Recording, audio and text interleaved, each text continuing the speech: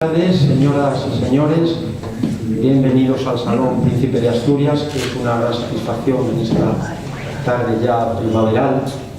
Y como es costumbre en la casa, pues vamos a saludar singularmente, efectivamente, a los Manzanas de Oro. Ya saben ustedes que este centro asturiano de Madrid, que es el más antiguo de todos los centros regionales que hay repartidos por el mundo, no solo de los centros asturianos, sino de todas las casas, y hay muchos en América, en Europa menos, y en España, por supuesto, pues de todos ellos el más antiguo es este centro asturiano de Madrid, en distintas sedes. El máximo galardón que entregamos es la Manzana de Oro. Tienen ustedes una relación aquí a la derecha, la primera que se hizo, que comenzó, según vemos, en el año 1967 y continuamos.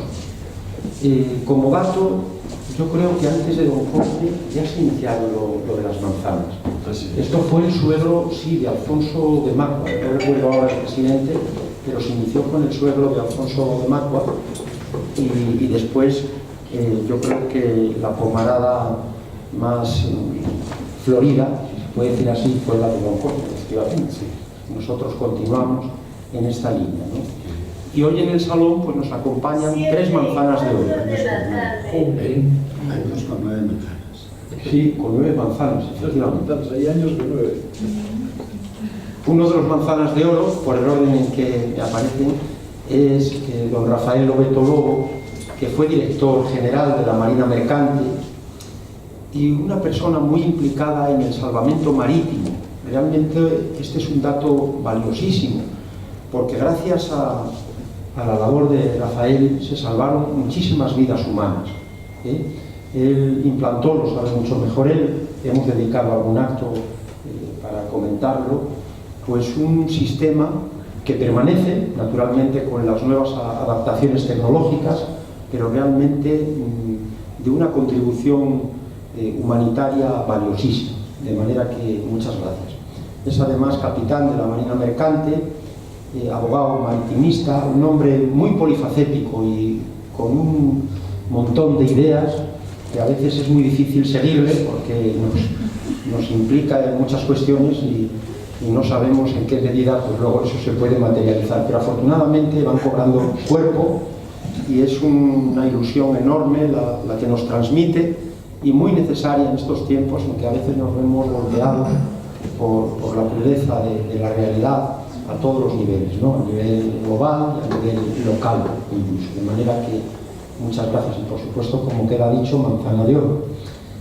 Don Abelino Acero, muchas gracias, un gran ingeniero, uno de nuestros ingenieros de referencia, el mayor, por su maestría después de muchísimos años. Aún recuerdo la conferencia magistral que impartió en esta misma tribuna sobre el Metro de Madrid, las labores que realizaron en Sol y todas las dificultades por ser Madrid una zona, si no recuerdo mal, Abelino, pues con mucha agua y todo lo que esto supone para estas construcciones que tanto benefician pues el ritmo cotidiano de una gran ciudad como Madrid, ¿no? Él dirigió durante muchos años FCC, que es Fomento de Construcciones y Contratas, nada menos. Yo creo que llegó a tener, o probablemente esta empresa internacional, pues igual 45 o 50.000 empleados.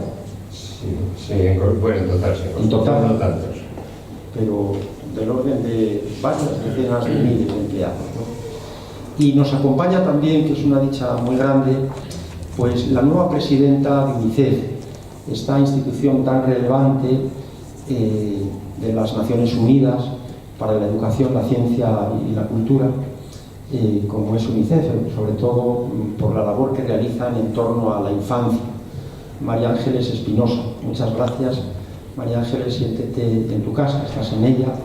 Y María Ángeles tomó el relevo de don Gustavo, ahora me referiré a él, pues el 30 de enero, ¿no?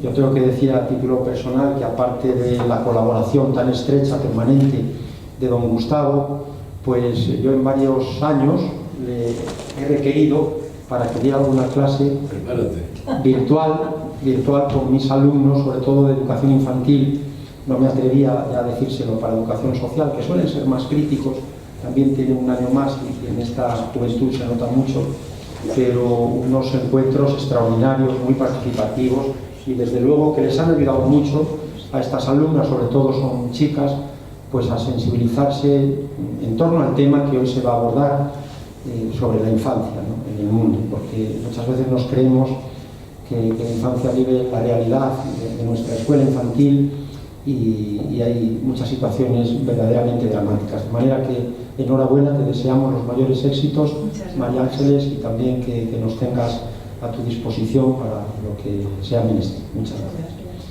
Y muchas gracias por este nuevo encuentro en el Foro de Integración Social que conduce don Ricardo Gayol.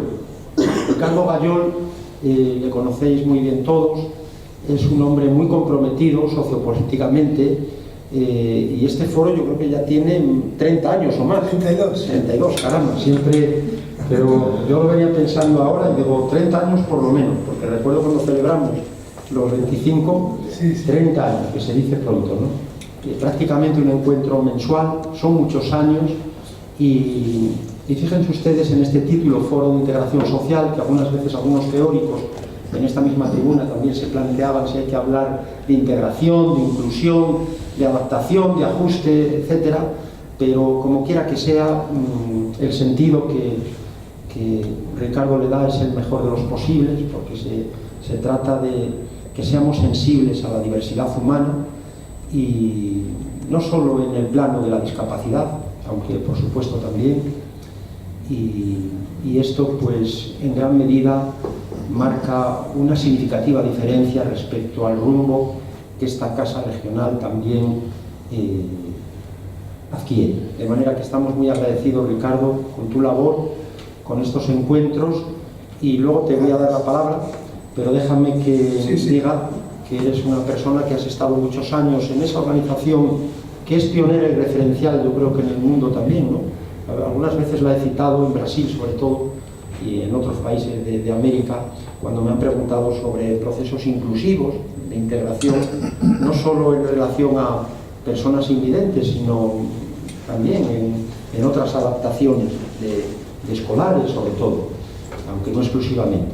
Él trabajó muchos años en la ONCE, la Organización Nacional de Ciegos de España, ya está jubilado, y bueno, pues aquí sigue en el Centro Asturiano de Madrid. Gracias, Ricardo. En el extremo de la derecha, sin que esto suponga ninguna connotación política, se halla el presidente adjunto Andrés Menéndez, que tanto me sustituye, en quien tanto delego y que tantas iniciativas él tiene, muy beneficiosas para la casa en muchos terrenos culturales, sociales, presentación de actos y representaciones varias. De manera que muchas gracias, Andrés. Y en relación a don Gustavo, tengo que decir que él es catedrático jubilado de la Universidad Nacional de Educación a Distancia de Derecho Canónico, ¿verdad? Recuerdo, tú probablemente no lo recuerdes, Gustavo, pero muchos años atrás te pregunté sobre un concepto muy interesante que es el de la laicidad positiva. Y me vendaste un artículo que fue muy valioso también por una discusión que surgió en una de nuestras clases, muy relevante, y aunque todos estos conceptos están sujetos a controversia, pero la laicidad positiva para referirse al caso español y sus relaciones con la Iglesia sigue vigente, y yo creo que es muy conveniente que lo conozcamos, sobre todo para poder responder o orientar un poco al alumnado. Gustavo, como diría don Cosme Sordo, nuestro querido presidente anterior, que en paz descanse, es exbiministro. Hay pocos, ¿eh? Hay pocos. Gustavo Suárez Tertierra, cudillerense, pisueto, fue ministro de Educación en España y ministro de Defensa. Ministro de Defensa, uno dice esta palabra y ahora nos encontramos en la necesidad efectivamente de atender a estas cuestiones, de redoblar la atención, ¿no? Bueno, ha ocupado cargos de mucha relevancia.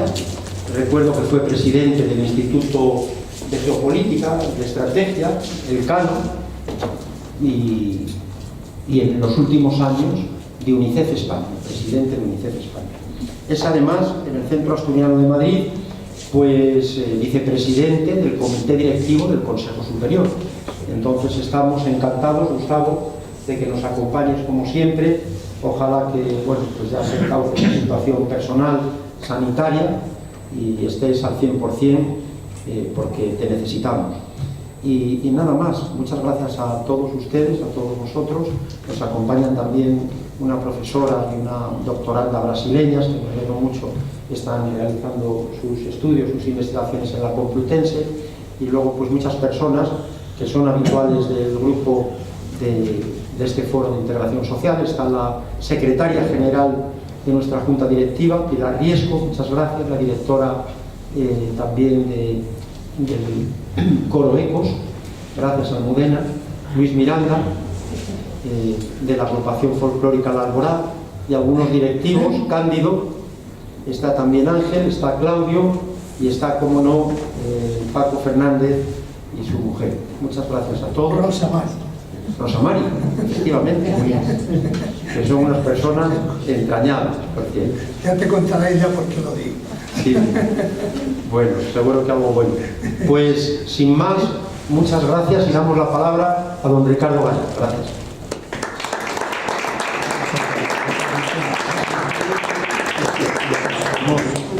Muy bien, pues muy buenas tardes a todas y a todos, y voy a intentar no repetir cuestiones que ya ha planteado el presidente Valentín, porque es verdad que hoy estamos muy bien acompañados. Parece que sin haberlo explicitado estamos celebrando con solemnidad este 32 aniversario del Foro de Integración Social.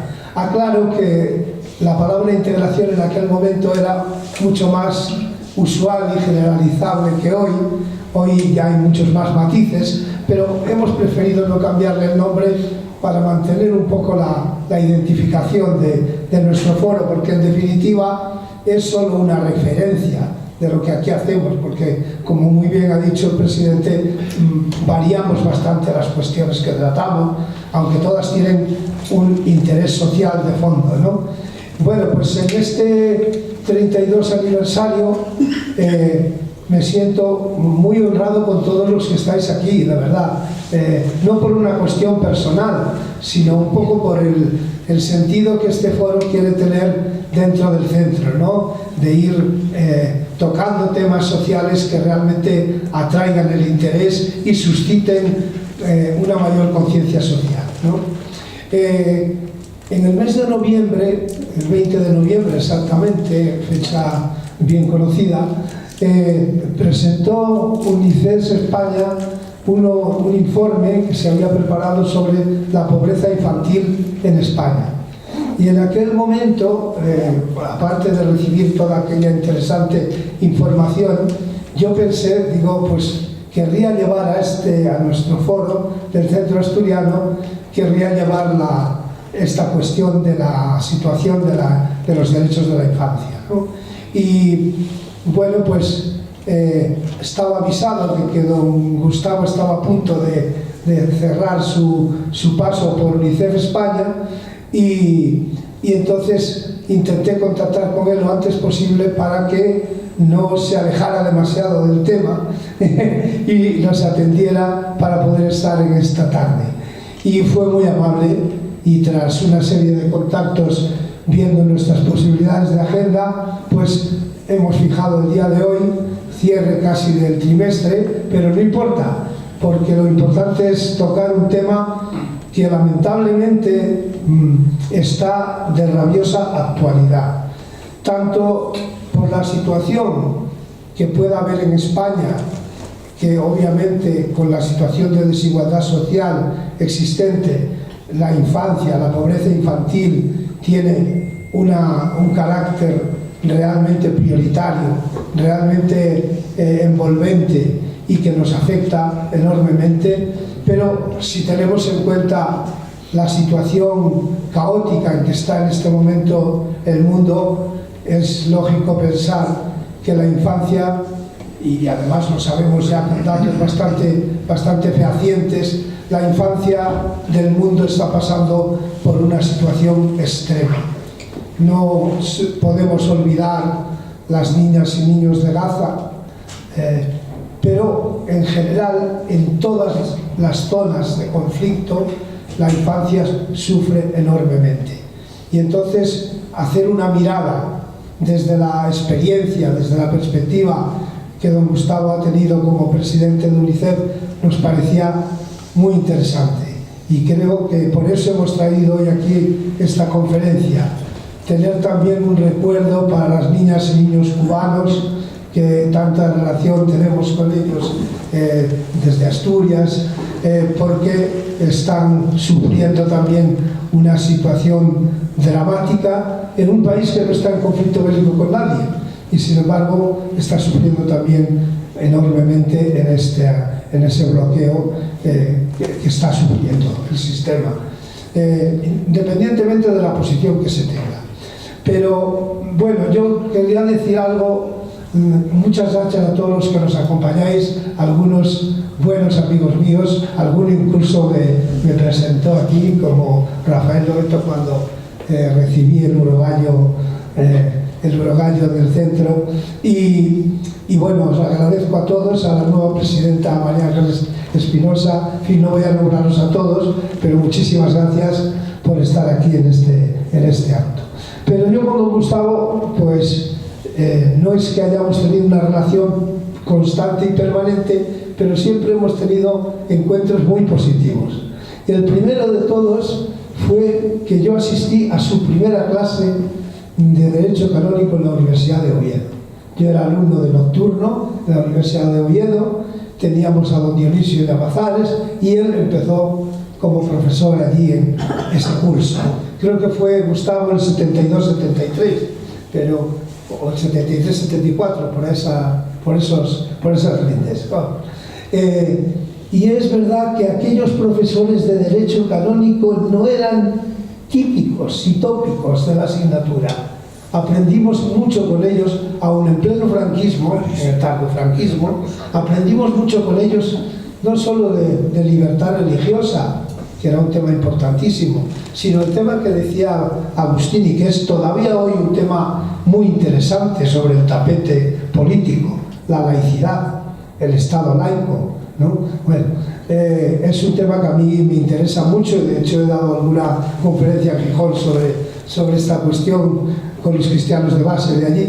Bueno, pues don Gustavo me dio esa primera clase, incluso creo que me examinó alguna vez benévolamente, y también después en sus etapas de ministro, en la etapa de ministro de Educación, organizamos aquí una conferencia para presentar el decreto sobre educación especial, y él me envió a un subdirector que nos dio una conferencia espléndida sobre ese decreto, además cuando todavía no estaba en el BOE, con lo cual fue muy novedoso y fue uno de los actos con mayor participación y además con mucho interés de la gente, ¿no?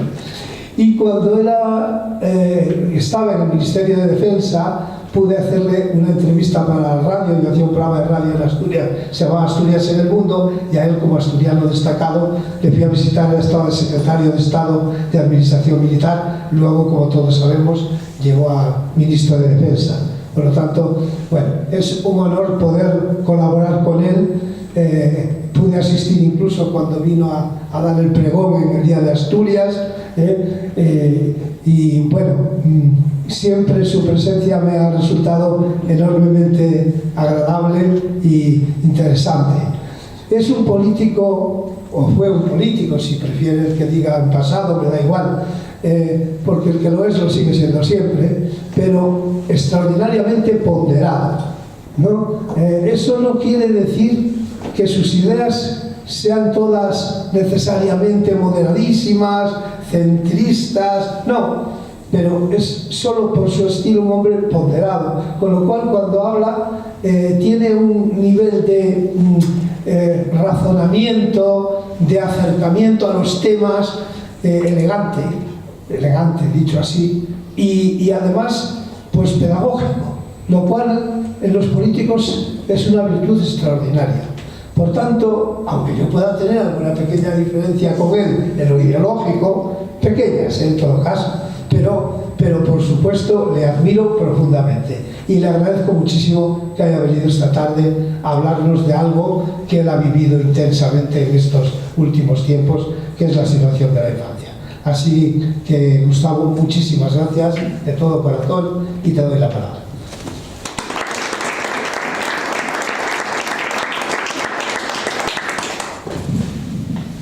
Y además, que se nos ha olvidado decir, es manzana de oro.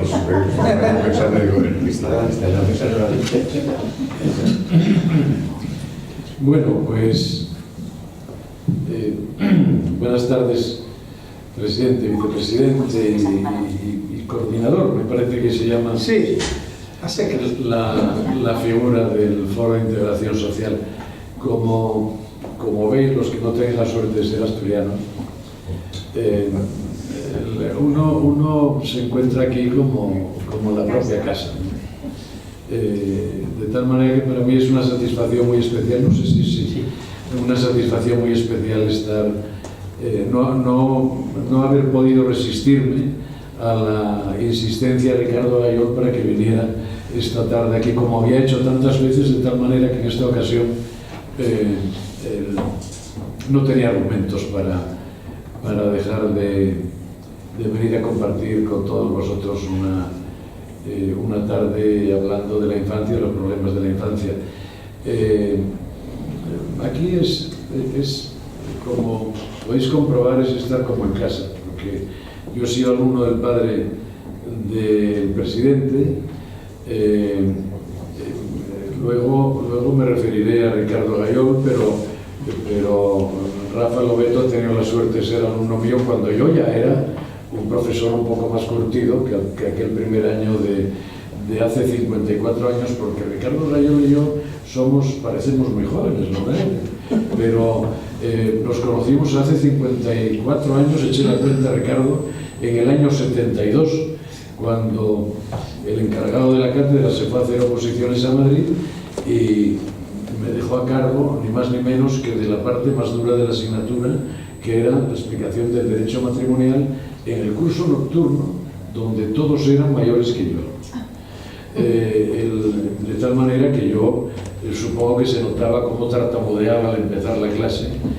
Ahí estaba siempre en el primer banco un alumno brillante que era Ricardo Gayol, atendiendo las explicaciones, y luego hicimos una buena amistad. Es un gusto estar aquí. Ricardo, muchas gracias por haberme invitado. Me satisface mucho que acompañe la nueva presidenta de UNICEF, la directora de Relaciones Institucionales, Dina Crespo, mi vicepresidente Fernando Sequeira, que ha cesado conmigo cuando hemos cumplido nuestro mandato de 8 años. Yo creo que han venido para comprobar si yo, en mi primera intervención como sigo las pautas de la ortodoxia. Espero que sí, porque bebemos todos de las mismas fuentes, ¿no? Bueno, es un gusto muy grande encontrarme con Abelino también, que nos ha ayudado muy especialmente en la última etapa de UNICEF, nuestra última etapa de UNICEF, como sabe muy bien y se aprovecha de ello la nueva presidenta. Bueno, voy a ver si hago la cosa más...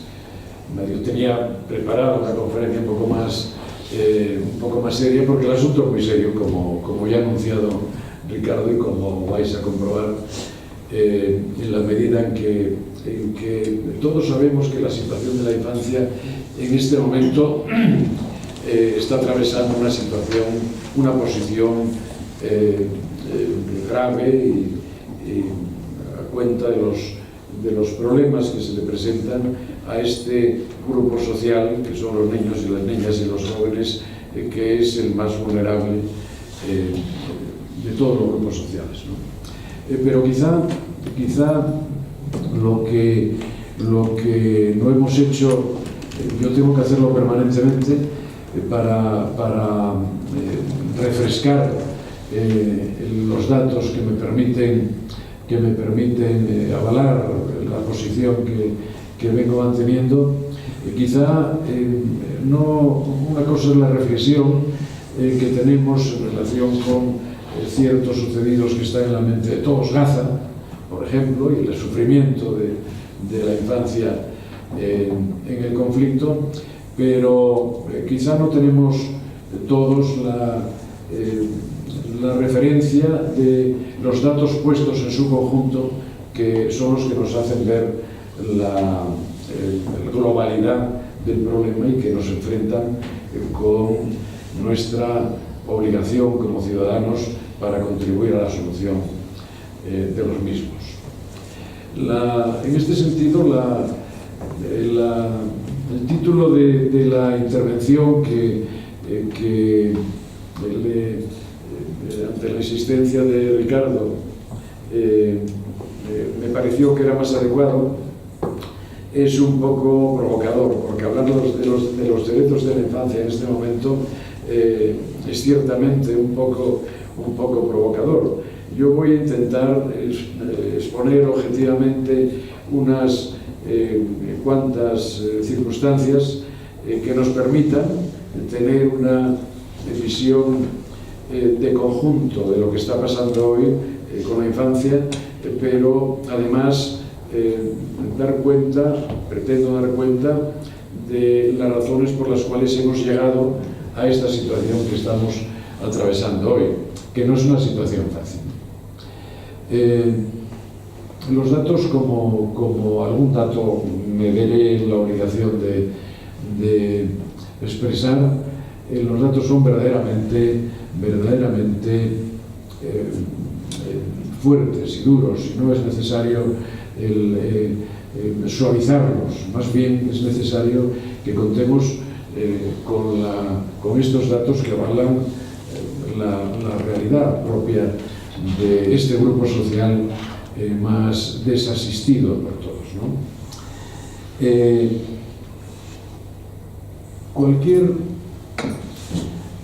¿Se puede hablar de derechos de la infancia hoy?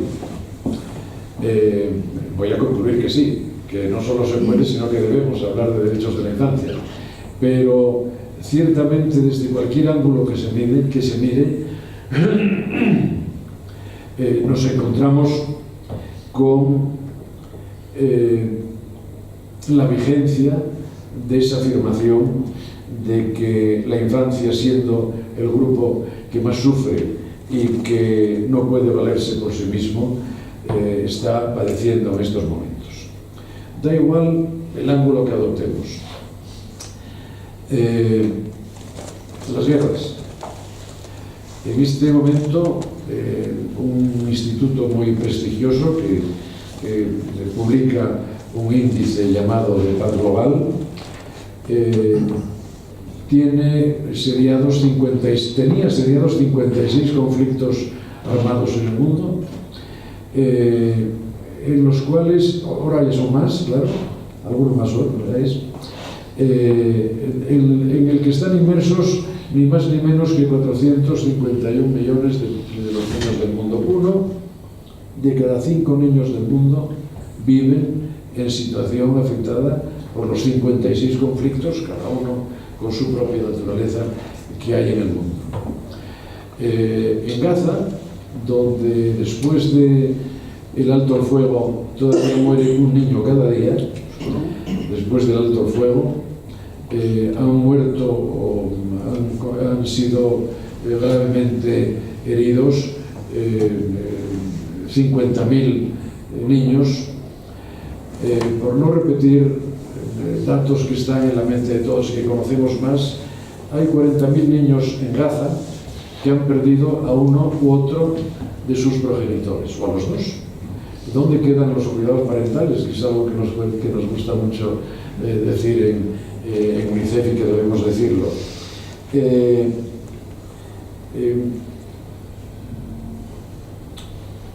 Las migraciones. Bueno, obviamente luego hablaré un poco, inevitablemente, de la situación en la que estamos en este momento, en la zona más caliente del mundo, que es Oriente Medio, pero baste decir, ayer publicaba UNICEF Internacional una nota que es la expresión de la experiencia de uno de los directores adjuntos de UNICEF después de haber pasado un tiempo viendo lo que pasaba en el conflicto, especialmente en Líbano. Dice la nota, que está a disposición de todos en las páginas web, más de 2.100 niños y niñas han muerto por resultado heridos en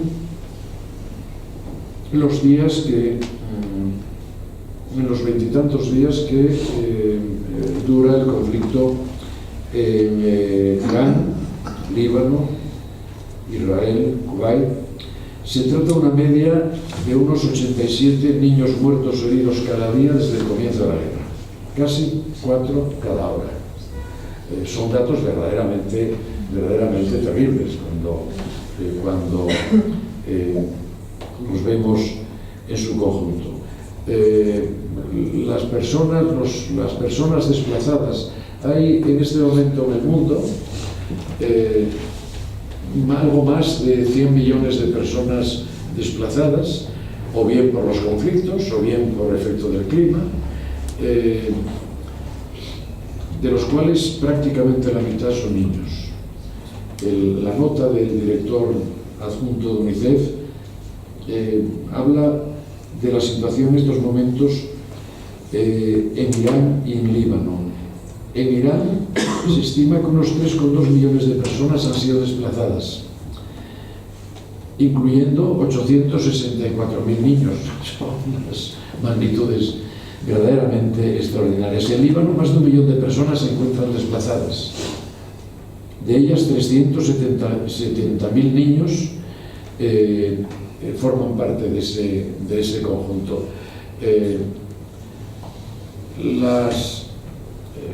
Fíjense, niños y niñas que llegan solos desde el sur a los países europeos, desde la frontera sur. En España tenemos unos 14.000 niños y niñas no acompañados. 14.000. Es verdad que es una cifra que ahora nos parece muy baja frente a toda la polémica que esto ha suscitado. 14.000 niños. Suponen el 0,8% de la población española menor de 18 años. ¿Cómo es posible que no hayamos podido enfrentarnos seriamente con este problema y resolver la situación de estos niños y niñas, ofreciéndoles pues posibilidades de inclusión social y un futuro mejor, en definitiva, que es lo que viene si encontrar en los países desarrollados? Si optamos por el ángulo de la crisis climática, los datos de los que disponemos en este momento es que, datos solventes, es que 1.000 millones de niños, un poco menos de la mitad de los niños del mundo, están expuestos a veces en situaciones extremadamente críticas a la escasez de agua. Fenómenos como sequías, olas de calor, desastres naturales, inundaciones, provocan una cadena de consecuencias verdaderamente muy negativas sobre la población infantil y juvenil. Hay aquí una lógica implacable. Todos estos fenómenos hacen que se pierdan las cosechas, se cierran las escuelas, las familias no pueden sostenerse y aumenta el trabajo infantil y el número de niñas entregadas en matrimonio. Es una lógica implacable, producida por el impacto del cambio climático. Da igual el ángulo desde el que miremos todo esto. Y, por cierto, esto no pasa solo en los países de rentas medias y bajas, como dicen Naciones Unidas. En los 35 países que forman parte del club de los países ricos de la OCDE, hay unos 30 millones de niños en la pobreza. Y en España, no por repetido hay que dejar de decirlo, casi 1 de cada 3 niños están en situación de pobreza o exclusión. Un tercio de los niños españoles. La pobreza en España, en general, en los últimos 5 años ha disminuido en un 1,8%. La pobreza infantil ha aumentado en un 1,7% en los últimos 5 años. Bueno, pero siendo el grupo más vulnerable, esto es todavía mucho más grave cuando se instala en nuestras sociedades un mundo brutalizado, donde todo se convierte en un arma para que se destruya la convivencia, ¿no? Para que luchemos unos contra otros, ¿no? Da igual que hablemos del comercio o de los aranceles, da igual que hablemos del lago de los alimentos, las colas del hambre donde morían niños y mujeres en Gaza. Todo esto da igual que se agolpen los niños migrantes en la frontera sur de los países europeos. Es la situación en la que estamos, y una vez que nos enfrentemos con el problema desde los diferentes ángulos, todos son muy negativos, como acabo de indicar, ejemplificando alguno de estos campos, lo que hay que volver a preguntarse es, bueno, ¿y los derechos de la infancia? ¿Dónde están los derechos de la infancia? ¿Se puede seguir hablando de los derechos de la infancia? Y como decía antes, hay que seguir hablando de los derechos de la infancia, porque si guardamos silencio sobre ello, damos pasos atrás frente al gran esfuerzo que hemos hecho entre todos, toda la humanidad, para asentar los derechos de la infancia, que tienen toda su historia, aunque sea reciente. La historia prácticamente comienza en la posguerra mundial, donde muchos miles de niños morían como resultado del conflicto. Ahí nace UNICEF en 1946 para enfrentarse con el problema de los niños de la posguerra. Luego se va extendiendo Oriente Medio, Asia Meridional, hasta llegar a estar presente en todos los países, en todos los territorios del mundo. Nacen también otras organizaciones. En 1959 se elabora la Carta de los Derechos del Niño, que trae para el niño lo dispuesto en la Declaración Universal de Derechos Humanos, que no se refería a la infancia o a la juventud. Pero se trata de un documento sin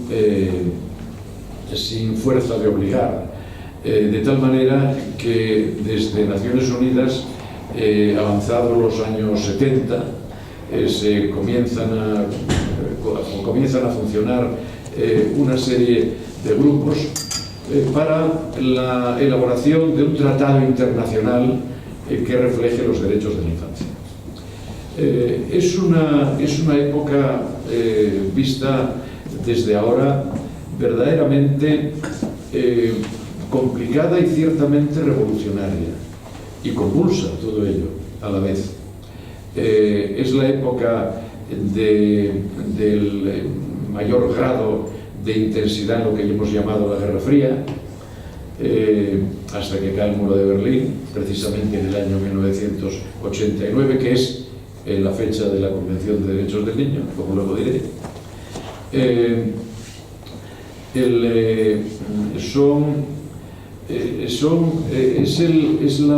el tiempo, también 1989, vaya año, en el que los científicos del CERN en Ginebra consiguen conectar los ordenadores y generan el primer dominio de primer dominio de Internet, y crean la primera página web.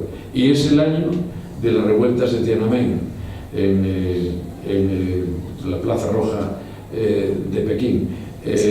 Curiosamente, en 1989 cae el muro de Berlín y los países se ponen de acuerdo, después de ese trabajo de una década, un poco más, se ponen de acuerdo en la aprobación de un tratado que se llama Convención de Derechos del Niño, que ha resultado ser el tratado más apoyado de toda la historia. Todos los países, los últimos me parece que han sido, por aquí lo tengo, Somalia y Sudán del Sur, todos los países lo han ratificado, lo han firmado, y casi todos los países lo han ratificado el tratado. Por supuesto España, menos Estados Unidos, que no ha ratificado el tratado, aunque sí lo ha firmado. Y la Convención supone un cambio, este sí que es un cambio verdaderamente revolucionario. Solo a partir de entonces se puede hablar con rigor de derechos de la infancia. Y es un cambio revolucionario porque por primera vez en la historia de la humanidad los niños y las niñas y los jóvenes son considerados no ya como personas que tienen que seguir creciendo, no solo como personas a medias porque todavía no son adultos, son considerados no como una cosa a la que hay que proteger, sino como verdaderos sujetos de derecho. Este es el gran paso que da la Convención. La Convención asigna un conjunto de derechos que no son nuevos, se trata de traer para los niños los derechos de los adultos, adaptándolos adecuadamente, que van desde la libertad de conciencia hasta la libertad de expresión, pasando por el derecho cívico más importante, que es el derecho a la participación, que a partir de la Convención es un derecho del que disfrutan los niños y las niñas y los jóvenes como si fueran adultos en aquellas cuestiones que pueden afectar.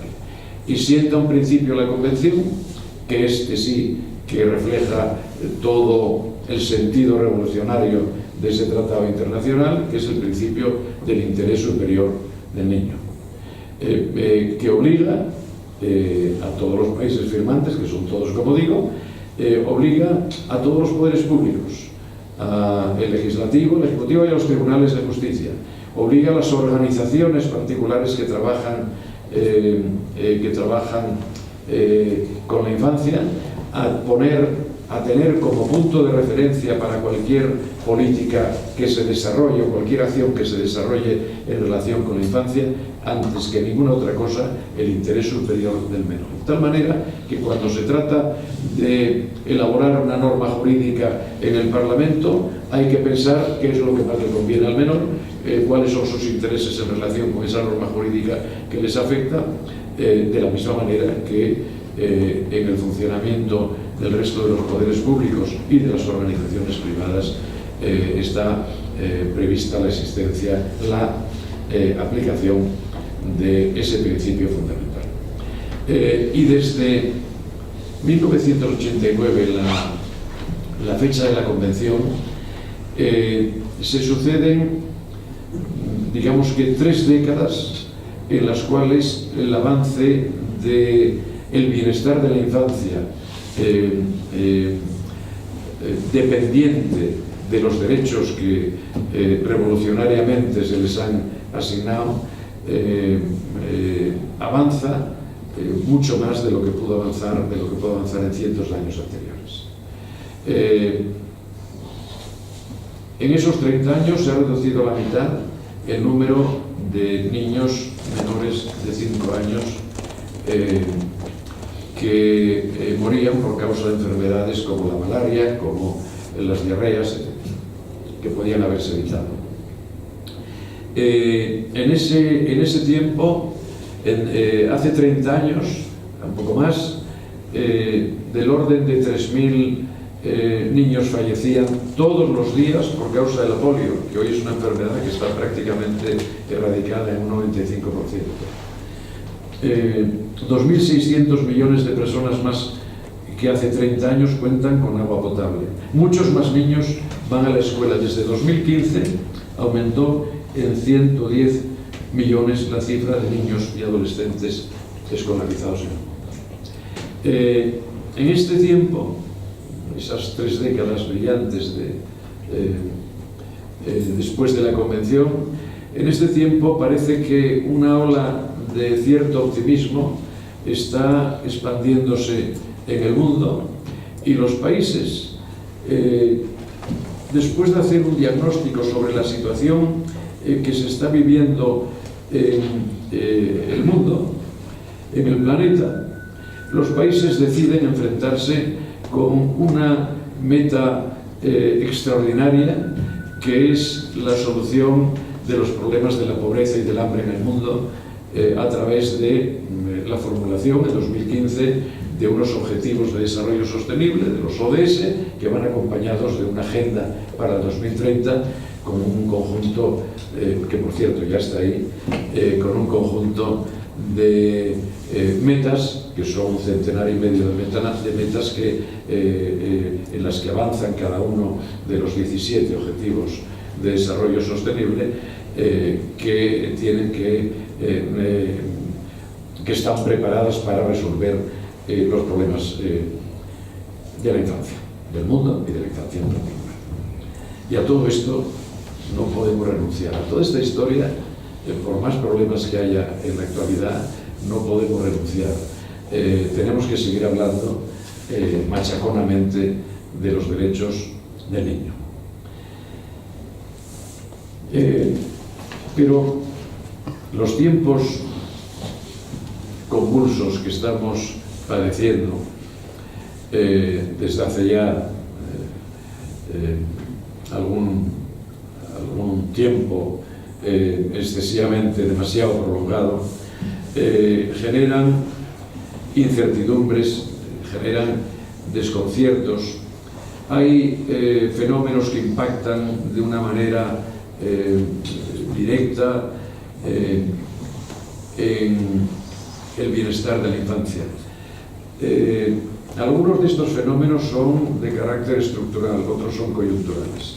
Algunos son de carácter estructural, el incremento de la población, la urbanización desde hace un par de décadas, y por primera vez en la historia del mundo son más los pobladores de las ciudades que los pobladores del mundo no urbano. La escasez de recursos energéticos, la revolución tecnológica, los flujos de población, estos son fenómenos estructurales con los que hay que contar para aplicar las medidas que consigan llevarnos a las metas diseñadas en los ODS. Pero otros fenómenos son coyunturales. Los analistas hablaban de las 3 Cs: los conflictos, el clima y el COVID. Solo con el COVID, que provoca el cierre de las escuelas, 250 millones de niños quedaron sin escolarizar de repente en el año 2020. Ese es el impacto, el gran impacto que producen estos fenómenos en colectivos como la infancia, el grupo social más desasistido. De tal manera que después de décadas de éxitos sin precedentes, nos encontramos con el grave riesgo de revertir los progresos en el bienestar de la infancia. Prácticamente todos los indicadores que miden el bienestar de la infancia se han visto afectados por el impacto de todos estos fenómenos que se han desarrollado muy cerca de nosotros. Acabo de decir que se redujo en un 50% el número de muertes de niños de menores de 5 años por causas que podían haberse previsto.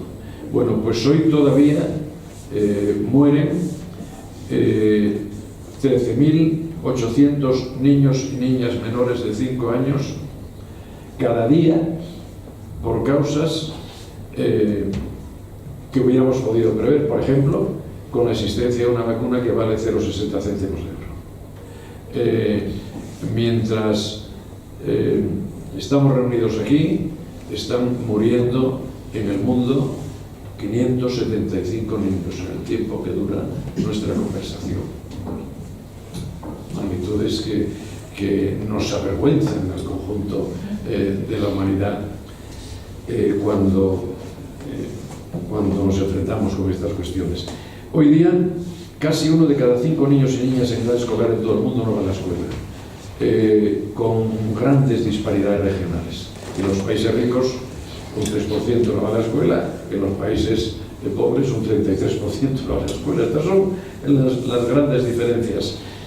Las niñas y adolescentes son el grupo social más vulnerable dentro del grupo social más vulnerable, que es la infancia. La desigualdad de género sigue siendo la injusticia, opinión de muchos, más generalizada y más significativa de nuestro tiempo. En la forma más dura de la desigualdad de género nos enfrentamos con la violencia sobre niñas y adolescentes. Aproximadamente, según datos nuestros, uno de cada 20 niños niñas entre los 15 y los 19 años, casi unos 13 millones, ha sido víctima de relaciones sexuales forzadas. En la actualidad viven en el mundo 650 millones de mujeres que han contraído matrimonio antes de los 18 años. En fin, todo esto, estas magnitudes habíamos conseguido revertirlas en un 15%. Ha vuelto a incrementarse todos estos fenómenos a los que acabo de referirme por el gran impacto de estas causas sobre la infancia. Y la consecuencia más grave es la instalación de la pobreza en franjas muy extensas de la humanidad y, por supuesto, de la infancia. Unos 1.200 millones de niños, la mitad de los niños del mundo, viven hoy en la pobreza. De ellos, varios cientos viven en la pobreza extrema. Un dato que pone de manifiesto esta debilidad del grupo social infancia. A nivel mundial, los niños y niñas representan más del 50% de las personas extremadamente pobres. Pero los niños y las niñas no son el 50% de los pobladores del mundo, son solo un tercio de los pobladores del mundo. Y sin embargo, cargan con el porcentaje del 50% de la pobreza y miseria. Bueno, ante esta situación hay alguna gota de optimismo que podamos traer para tranquilizar a las mentes de los ciudadanos interpelados por toda esta realidad que necesita una solución tan urgente. Estamos en condiciones de proteger los derechos fundamentales de los niños. A medida que se alejaba la incidencia de las grandes crisis, la crisis energética, la crisis alimentaria, el COVID, a medida que todo esto iba pasando, parecía que iba a abrirse un cierto horizonte superador de las incertidumbres y de esta desolación con la que se enfrentaba la infancia y la juventud. Se recuperó, por ejemplo, la vacunación infantil a niveles de los años precedentes. En esto UNICEF, por cierto, ha tenido mucho que ver. Me facilito un poco de propaganda para que esto se note. En 2022, el último dato que tengo, casi 32 millones de niños no escolarizados tuvieron acceso a la educación. Y aunque hay casi 140 millones de niños atrapados en el trabajo infantil, el trabajo infantil descendió en 100 millones de niños, desde el año 2000. Bueno, tanto es así que las preocupaciones de los gobiernos y de las organizaciones se trasladaron porque la cosa iba, parecía que recuperando el ritmo de los tiempos inmediatamente posteriores a la Convención, se trasladaba hacia la constatación de que la recuperación estaba generando grandes brechas entre países ricos y países pobres. Esta era la preocupación que estaba surgiendo para enfrentar todos estos problemas. No quiero abrumaros con datos, ya estoy repitiendo demasiados, pero que constatan cómo el crecimiento que permitía recibir esas gotas de optimismo en todo este problema causaba grandes diferencias. Estas preocupaciones siguen vigentes. pero la percepción de un cambio de horizonte que permitiera alcanzar un mayor bienestar para la infancia quiebra ante la realidad geopolítica vigente. Porque en la actualidad ha entrado en crisis el multilateralismo y la democracia basada en reglas. Los grandes actores internacionales vuelven la mirada, como se hizo tiempo atrás, con circunstancias verdaderamente negativas, hacia sus zonas de influencia. El ejercicio del poder, sabemos bastante de esto en Europa, se superpone a los valores que garantizaban la convivencia. Antes hablaba de cómo en este mundo brutalizado toda la realidad se convierte en posibles reglas de conflicto y reglas de enfrentamiento. Proliferan, como sabemos bien, acciones ilegales en el plano internacional que no cuentan con el amparo de ningún organismo bilateral y se crean en fin, todos estamos pensando en lo mismo, se crean por los actores internacionales más potentes, estructuras que quieren hacer la competencia cuando no hacer desaparecer la función y el predicamento de los órganos internacionales. Pensémoslo bien, el gasto militar ha alcanzado 272 billones de dólares y mientras tanto los fondos y agencias humanitarias de Naciones Unidas prevén reducciones que alcanzan no menos del 20% de sus ingresos. El 20% es UNICEF, por ejemplo, y otros fondos. El 30% es ACNUR. Solo el cierre de la gran agencia de la ayuda humanitaria americana, el USAID, solo el cierre, que es uno de los grandes éxitos de Elon Musk, encargado por el presidente Trump de adelgazar la administración, ha supuesto que en muchos países, en grandes zonas del África subsahariana, ha desaparecido la ayuda. Ya no hay ayuda en Somalia, ya no hay ayuda. En fin, podríamos citar los casos de países que han sufrido no solo el impacto de sujetarse a todos estos problemas, especialmente en la África subsahariana, las guerras y el efecto del cambio climático, sino que además han dejado de recibir ayudas del exterior. Por cierto, no solo Estados Unidos, sobre todo porque todo lo que no sea el poder fuerte parece que no está funcionando allí, pero también en países que tradicionalmente daban mucho predicamento a la ayuda humanitaria, se ha reducido sensiblemente el porcentaje de recursos en la ayuda humanitaria en favor de otro tipo de necesidades.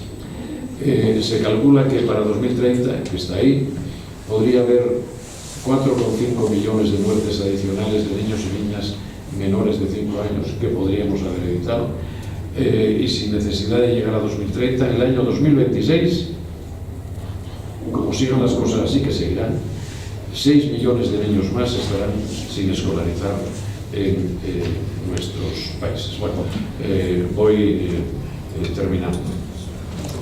Decididamente el mundo no se lo está poniendo fácil a la infancia. A pesar de todas las dificultades de esta nueva geopolítica de la fuerza, es preciso implementar decisiones políticas que tengan alcance en el plano nacional, en el plano internacional y en los ámbitos sociales. Hay que tomar conciencia por parte de todos de los problemas. Es necesario producir una mayor inversión, poner en marcha políticas de prevención, fomentar la capacidad de los sistemas sanitarios, educativos y de protección para resolver todos estos problemas con los que se están enfrentando la infancia, que es la infancia y la juventud, que son casi el 50% de la población mundial. El 50% de la población mundial es menor de 30 años. como no protejamos a este 50%, como no les permitamos desarrollarse, nuestras sociedades van a entrar en una asombrosa decadencia de la que va a ser muy difícil salir para el futuro. No deberíamos desaprovechar, ya que nos hemos dotado de una guía con mucho esfuerzo y con el consenso de todos los países, las metas alcanzadas, las metas diseñadas en los ODS. Dos datos más que no puedo dejar de decir, y con esto prácticamente termino. Estudios solventes ponen de manifiesto, casi me da vergüenza decirlo, que al ritmo actual necesitaríamos 300 años para resolver el problema del matrimonio infantil. 300 años. Hay un dato del mundo educativo. Hoy no van a la escuela 251 millones de niños, la mitad de niñas. Si seguimos a este ritmo, para 2030, final de la agenda, habrá otros 60 millones más que no habrán tenido acceso a la educación. He sabido que las regiones más deprimidas del globo son las que tienen una población más joven. Bueno, pues en 2030 estas regiones tendrán que proporcionar educación básica a 447 millones de niños de 3 a 15 años, que es 2,6 veces el número de niños y niñas matriculados hasta hoy. Es imposible que lleguemos a resolver este problema. Es imposible ya que lo resolvamos para 2030, pero como no tomemos conciencia de dónde están efectivamente los problemas de la infancia, haremos que generaciones y generaciones de futuro caigan en la miseria o en la exclusión. Bueno, esta situación, por acabar con una frase optimista, esta situación no es una situación peor que la que se enfrentó después de la Segunda Guerra Mundial. Es más, después de la Segunda Guerra Mundial hubo que inventar todas las acciones relacionadas, no había constancia ni conciencia de los derechos de la infancia. Ahora la diferencia es que sabemos qué hacer para revertir esta situación. Tenemos los medios, tenemos los instrumentos, tenemos la doctrina para solucionar los problemas de la infancia. Lo que necesitamos es voluntad política y social para resolverlo. La infancia nos está interpelando a toda la humanidad y es necesario que todos nos impliquemos en el compromiso, y esto afecta no solo a los poderes públicos, que por supuesto principalmente así es, esto afecta a todos los ciudadanos y ciudadanas que tenemos algo que decir a los niños y las niñas del mundo y los adolescentes del mundo que están esperando que hagamos algo por ellos. Y nada más, muchas gracias.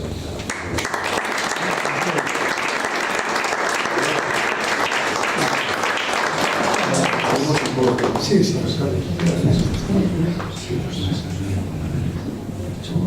Bueno, muchas gracias, Gustavo, por esta magistral conferencia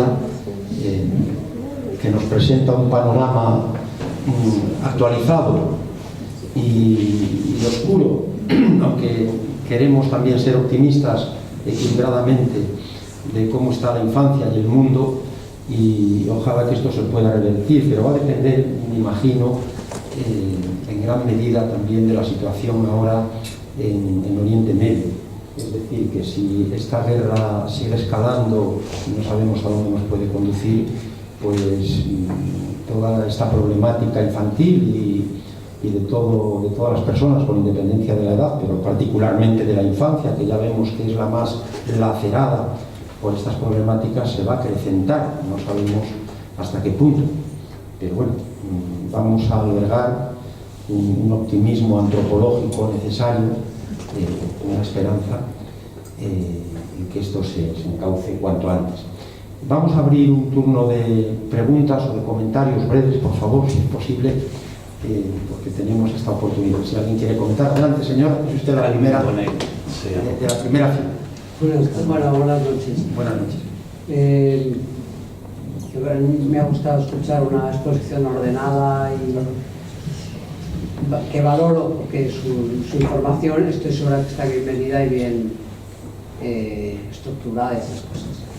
A mí, yo de lo que he oído, primero no hablaría de guerras, hablaría de invasión, no hablaría de conflicto, hablaría de homicidios y no hablaría de niños muertos o fallecidos, hablaría de niños asesinados.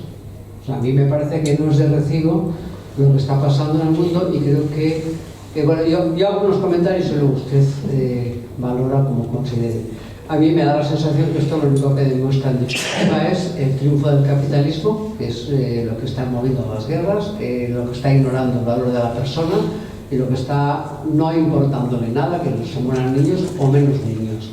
Luego hay otro capítulo que son los niños que efectivamente no han sido asesinados, pero que han quedado mutilados, han quedado sin familia, han quedado... creo que su recuperación para luego la vida de adultos no debe ser nada sencilla, pero nada, y no estoy muy convencida de que muchos lo superen. Ese es otro tema también que creo que aumentaría todavía mucho más las cifras. Entonces, ante este panorama, creo que aparte ya de ocuparse de atender a los niños, creo que lo que hay que ocuparse es de atender a cambiar las dinámicas del mundo, porque si no, acabamos efectivamente, pues dentro de 500 años ya no queda ya humanidad, porque es que no hay manera de llegar a una situación ni medianamente digna con la situación que estamos teniendo y con los gobernantes que están llegando a dominar, a dirigir el mundo. Entonces, bueno, o sea que yo creo que hay que enfocar la política no solo atendiendo a los niños en la medida de lo posible, que ojalá pudiéramos hacer más, sino planteándonos un cambio estructural de verdad en la sociedad. Luis, no se puede dejar de estar de acuerdo sobre la verdad. No se puede dejar de estar de acuerdo. El problema es que estamos sometidos a este conjunto de influencias por parte de actores que están en disposición no solo de gobernar el mundo porque tienen la fuerza, sino de no dejar de hacerlo y de convencernos de que sus fórmulas que no son exactamente, me parece a mí, del triunfo del capitalismo. Estamos viviendo en una sociedad ciertamente capitalista, pero que estaba rodeada de valores humanitarios. Todo eso ha desaparecido, ¿no? Todo eso ha desaparecido. Sin que sepamos, el grado de incertidumbre que hoy tienen nuestras sociedades es enorme. No sabemos por qué la zona más caliente del mundo se ha puesto patas arriba, con responsables que están perfectamente identificados por todos y sobre todo no sabemos cuál va a ser el final, ni ellos lo saben. Bueno, a lo mejor Israel lo sabe, ¿no? Ensanchar sus fronteras, ¿no? Pero ni ellos mismos lo saben, ¿no?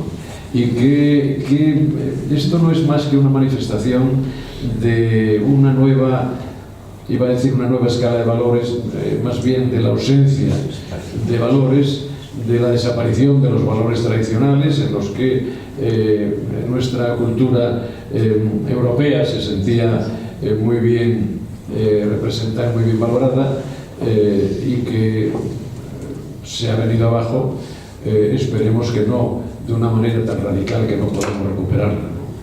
Pero esta es la realidad en la que estamos inmersos, ¿no? Ya no nos, después de lo que estamos viendo en Gaza, donde yo, María Ángeles, ya puedo hablar de genocidio, tú no, pero yo ya puedo hablar de genocidio, Fernando, ¿verdad? UNICEF no, porque tenemos gente trabajando en Gaza y no podemos hacerlo. Pero después de lo que hemos visto en Gaza y después de lo que estamos viendo en toda la zona, la invasión, los bombardeos de Irak y las respuestas, etcétera, se nos ha quedado pequeña la preocupación por Ucrania. Ya casi no es ni una preocupación, que es un problema, que es una conflagración que no vamos a ser capaces de resolver mientras Ucrania no renuncie a un 20% de su territorio, que se dice pronto, ¿no? Así están las cosas, ¿no? Y en todo esto, en todo este panorama, ¿quiénes más sufren? Son los más desvalidos, por lo menos. Es verdad, los niños, muchos de los cuales han sido asesinados por estas fuerzas que funcionan sin una escala de valores.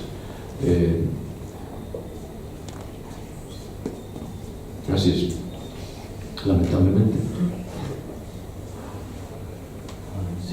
Muchas gracias. No sé si... bueno, No. Ricardo, por orden te toca a ti. Adelante. El panorama es espeluznante y aun conociéndolo básicamente me he quedado impresionado de los datos concretos y del desarrollo que Gustavo nos ha hecho tan certeramente, ¿no? A mí me gustaría en este momento tan crudo poder plantear alguna cuestión medianamente positiva, es decir, positiva no quiero decir de la situación, sino que sea una respuesta mínimamente positiva a la situación creada, ¿no? Y, hombre, yo creo que efectivamente, como bien ha dicho, hay muchas guerras declaradas en el mundo. Nosotros tenemos percepción de algunas de ellas, unas más recientes, otras ya con más tiempo, pero a mí me parece que ya que la ONU no tiene una capacidad de autoridad suficientemente ejecutiva para poder frenar pues esta situación fáctica, bélica, que se ha saltado las reglas del derecho internacional, ¿qué se podría hacer en términos de propuesta que tenga un valor lo más universal posible, ¿no? Y entonces, en ese sentido, esta mañana en el Congreso saltaba la chispa de que si derecho internacional se violaba, los derechos humanos se violaban, que una cosa era distinta a la otra. Bueno, yo creo que son vasos completamente comunicantes. Los derechos humanos bueno, de hecho, nacen en el ámbito del derecho internacional, la Carta de Naciones Unidas. Pero pienso que efectivamente es insuficiente como se está demostrando en la realidad. Y es muy difícil superar esa realidad, evidentemente habiendo voluntades disruptivas como las que tiene el presidente de los Estados Unidos, etc. Y el propio primer ministro de Israel. Pero no cabría tirar de la vieja Europa en la medida de lo posible y de otros países que están demostrando en el ámbito internacional una coherencia ética mayor, tratar de formar, perdonadme por el término, pero no lo quiero usar en sentido partidista para nada, una especie de internacional de la paz, internacional de la justicia y de la paz, que desarrollara un proyecto ético universal que fuera un poco más allá que los derechos humanos y que las propias reglas del derecho internacional, no para vulnerarlos, sino para desarrollarlos.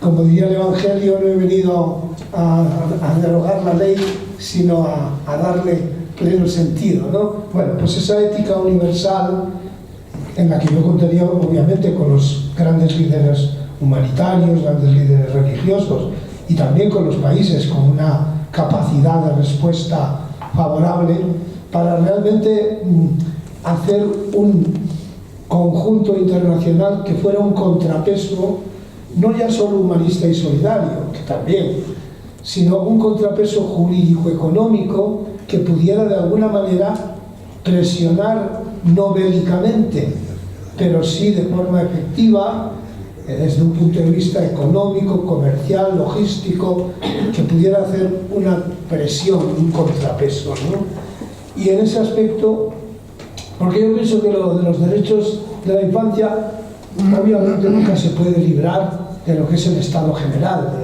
de la situación, ¿no? Y obviamente después también hace falta el trabajo de las organizaciones especializadas, de los organismos internacionales humanitarios, para que todo eso pueda encontrar en la infancia un camino que permita avanzar esas soluciones. Eso de los 300 años me ha dejado abatido completamente, pero bueno, en todo caso, yo creo que en el ámbito internacional tienen que surgir propuestas desde ese criterio de ética universal que puede abarcar las distintas religiones, las distintas culturas, darle incluso un sentido de interculturalidad mayor que los propios derechos humanos, que con todo su gran valor no han dejado de ser un producto netamente occidental. Entonces, bueno, que habría que tener un sentido de oportunidad y de respuesta de un caos tan grande, tratar de proponer cosas ciertamente incisivas para poder dar alguna respuesta.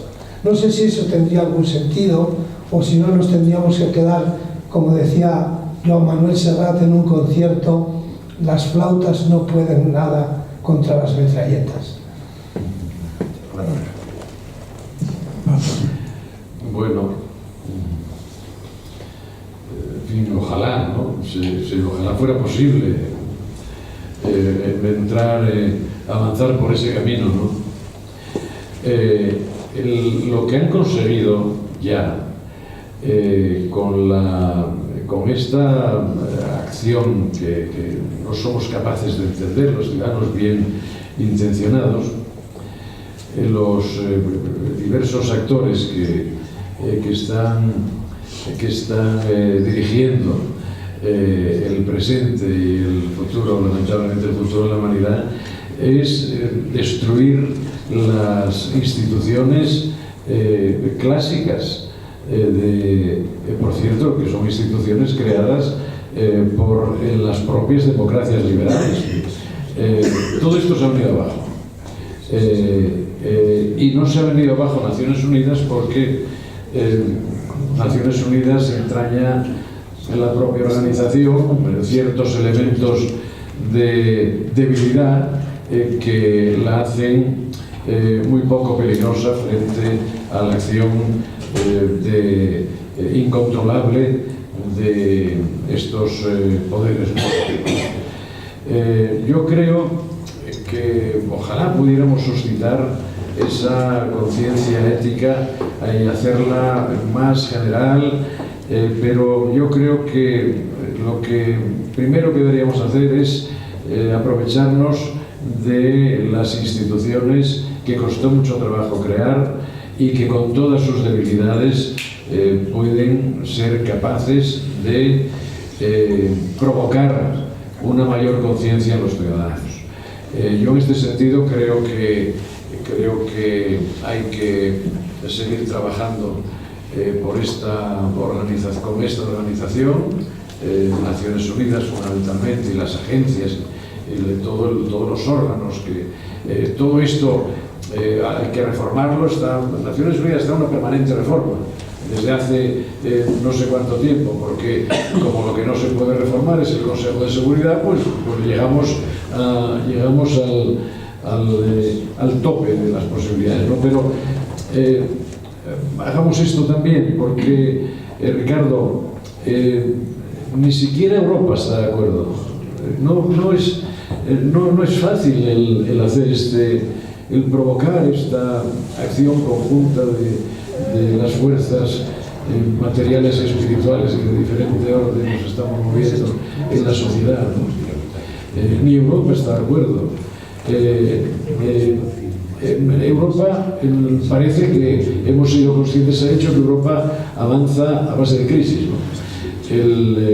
Por lo visto, somos conscientes ahora de que los problemas europeos nos los tenemos que resolver nosotros mismos, ¿no? Todo lo que quiere decir la recuperación de la autonomía estratégica, si es que alguna vez la hemos tenido, ¿no? Pero no podemos confiar en nuestros aliados, que lo son hasta que quieren, y y cuando quieren serlo ponen sus condiciones. No estamos de acuerdo ni siquiera en el análisis, en este análisis un poco tosco que acabo de hacer, ¿no? Los países europeos no están de acuerdo, los 27 no están de acuerdo. Por tanto, yo creo que hay que trabajar apoyando las instituciones del multilateralismo y bueno, generando por medio de la educación, por medio de, fundamentalmente, pero por medio de otras acciones que tienen mucha incidencia social, pues conciencia de que hay que enfrentarse con los problemas de fondo, además de resolver los problemas que tenemos en presencia y que nos interpelan, como decía, a toda la sociedad. Gracias. Muchas gracias. De todas formas, proponía siempre hacerlo desde esas instituciones, no fuera de ellas. Sí, sí. Bueno, Pero es que perdona, es que una cosa trae la otra. ¿Qué es cómo se llama la estructura que ha creado Estados Unidos con Gaza. para Gaza, ¿no? Siempre tiene un nombre, ¿no? Esto es Punta de paz. ¿No? sí, una cosa extra.